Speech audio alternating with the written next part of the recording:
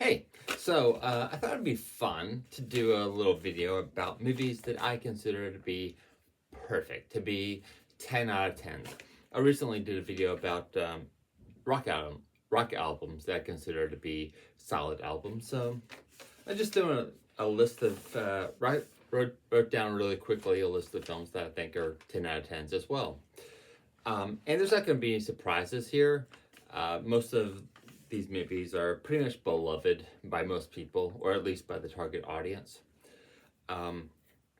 So I'm just going to run down and read these, years released included.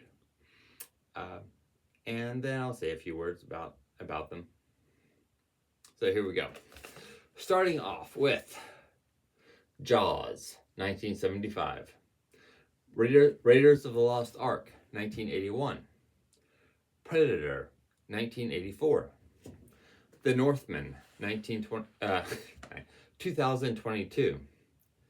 Inglourious Bastards, 2009. A Man for All Seasons, 1966. The Gold Rush, 1925. The Kid, 1921. The Incredibles, 2004. The 7-Year Itch, 1955. Some Like It Hot, 1959.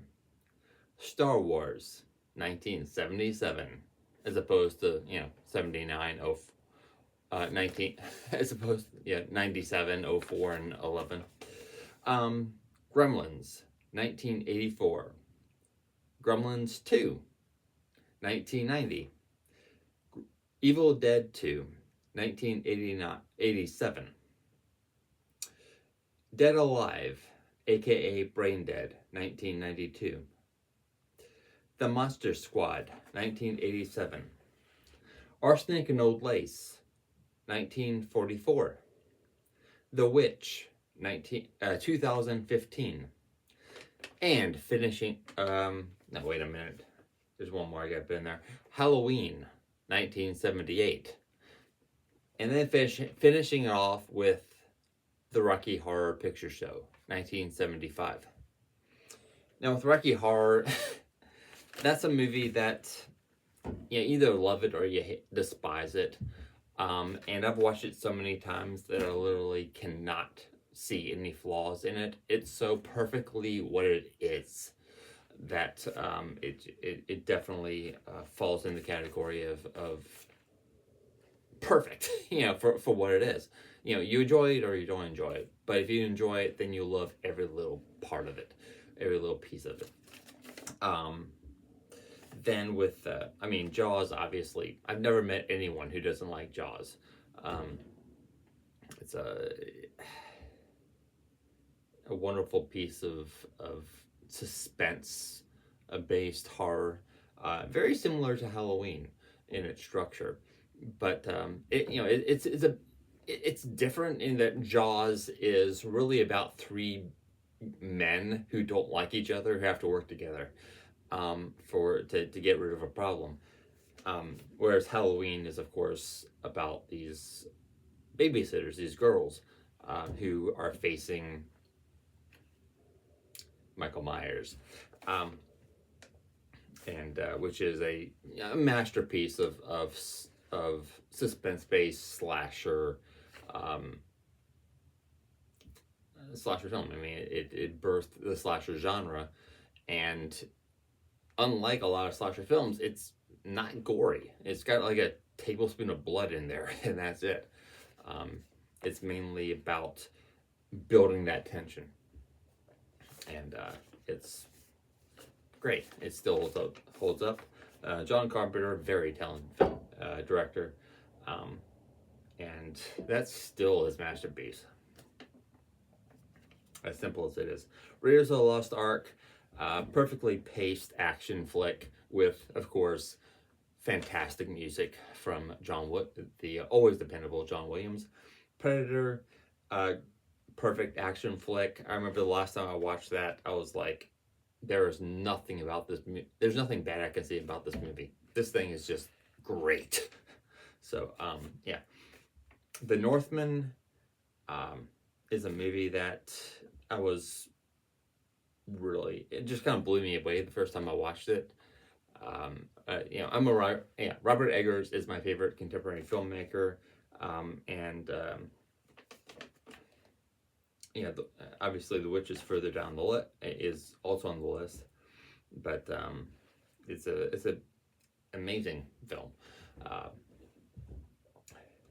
I don't know what to say about it, but beautifully brutal Nordic pagan.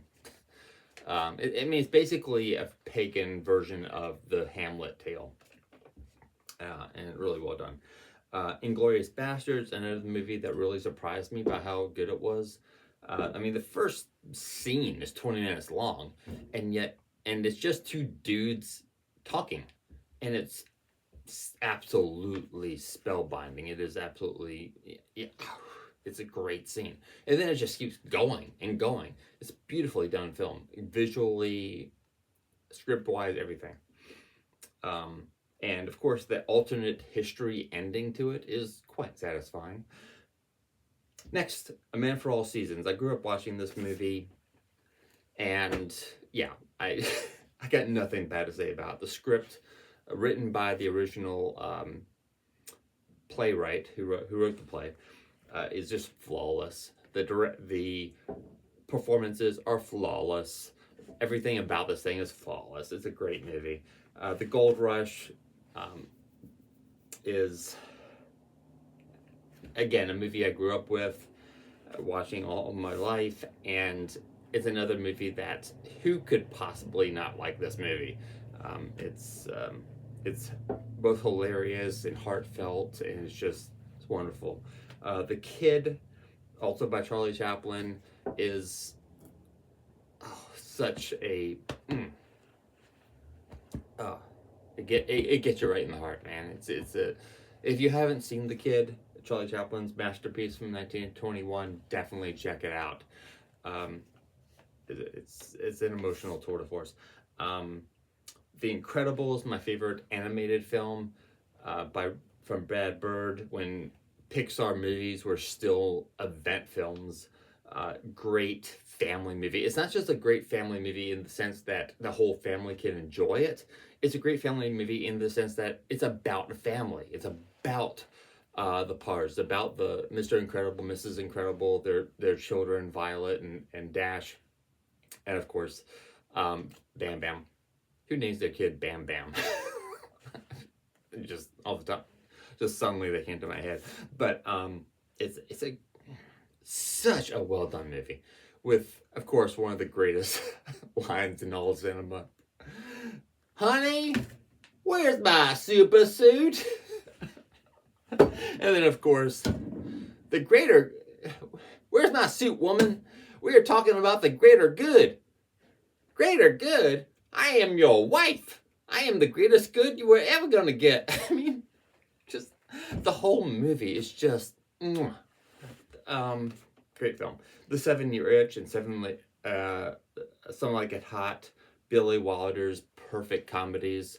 I didn't put 1, 2, 3 on the list, which is Billy Wilder's other comedy that I've seen, which is hilarious. I can recommend it.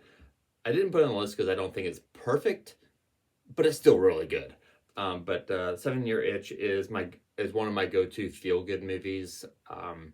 Something Like It Hot is also, obviously very good. Star Wars is one of the greatest movies ever made. It's possibly the greatest movie ever made. It's got everything you could want in a film. It's got great visuals. It's got great characters. It's got great, perfect pacing. It's got the greatest music ever. It's got everything, man. And then Gremlins was my favorite movie when I was 7, and then Gremlins 2 was, of course I was very excited about that. And now, not being a kid and being grown up and rewatching them, those things still hold up like crazy. They're still wonderful entertainment with wonderful characters. The first movie, of course, sets the rules and has these it's this basic storytelling going on in this kind of stereotypical small town America. Um, and then Gremlins 2 is basically a live action Looney Tunes cartoon, and it's got more. It's not as the original Gremlins script was more of a straight up horror script, and then um, it became a bit more family friendly as Spielberg and Dante got involved. Um, and then Gremlins 2 almost completely abandoned its horror roots and became just straight up comedy. And they're both absolute delights. And just, what movies are supposed to be, just this great, delightful, you feel better at the end every time you watch it. Evil Dead 2, again, one of the greatest movies ever made. Just straight up pure entertainment. And it starts out, it doesn't waste any time. It starts from the very beginning with the history of the Necronomicon, and it does not stop. It is wall-to-wall entertainment. It doesn't worry about making sense. It just is entertaining. It's just it's a riot. It's awesome. And it's this perfect blend of horror and comedy. Dead Alive, or it's known as Dead Alive in this country. I think everywhere else it's known as Brain Dead.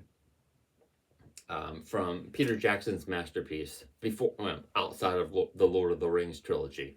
It's a horror comedy, which is more of a comedy. I mean, I remember renting this thing from Hollywood Video on VHS, and it was the R-rated version. And it advertised itself as the goriest fright film of all time. And I thought to myself, I wonder if I can handle this. I don't know what my personal threshold is when it comes to gore. Oh, let me check it out. So I rented it, watched it, and busted a gut laughing. I was literally rolling on the floor laughing at this film. It's a comedy. It's a gory comedy, but it's a comedy. It is bonkers, absolutely bonkers. But if you like this sort of thing, it's yeah. I mean, there's a sequence in there where this dude Lionel takes the zombie baby to the park. It's a sequence that makes no sense at all. Why would he do that? The sequence has no reason to exist except for the fact that it's hilarious. It's entertaining. That's why it exists. And that's why the movie exists, for pure entertainment. If you like horror comedy and you have not yet checked out Peter Jackson's Dead Alive, Brain Dead, do yourself a favor, check it out. It's great. The Monster Squad.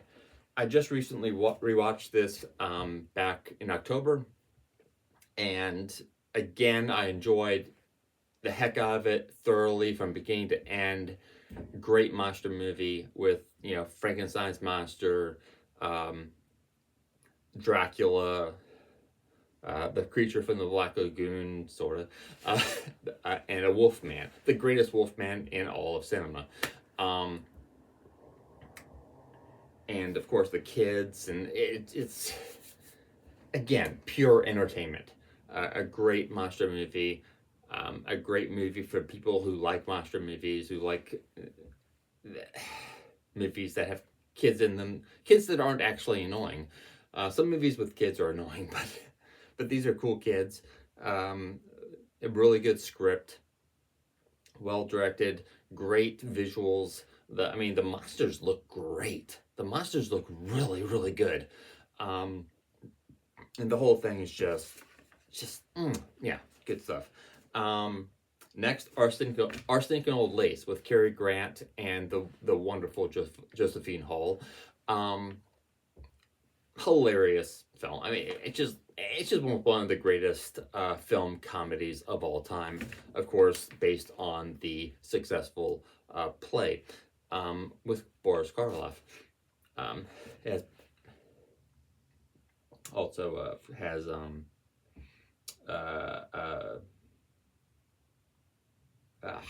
what was the German? I can't think of his name now.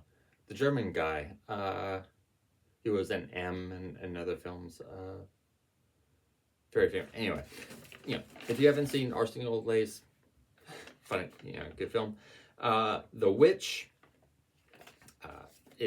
Robert Eggers' feature-length debut film about these Puritans who were too puritanical even for the Puritans, going off and deciding and getting a place out of town of their own, and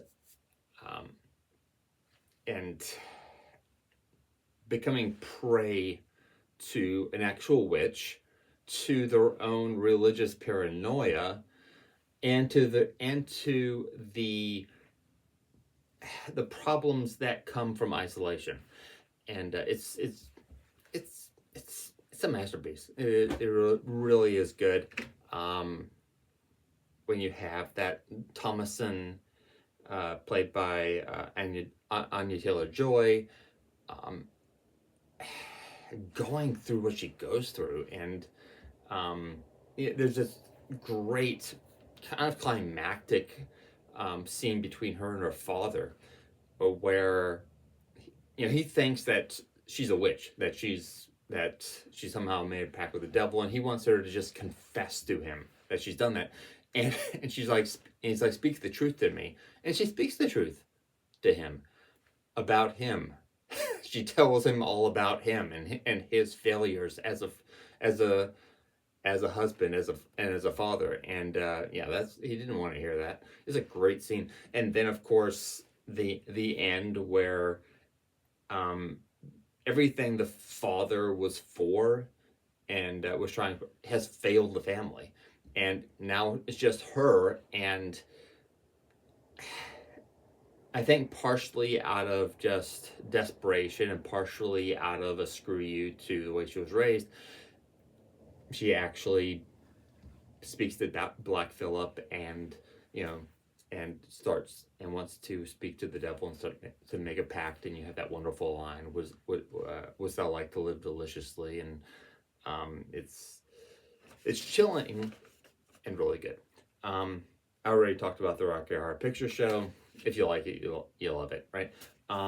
So those are some movies that I think that are just perfect for what they are. And this video has gone on longer than I thought it would. But so anyway, that's the video. I try to make it not any longer than it already is. Thanks for listening. Bye.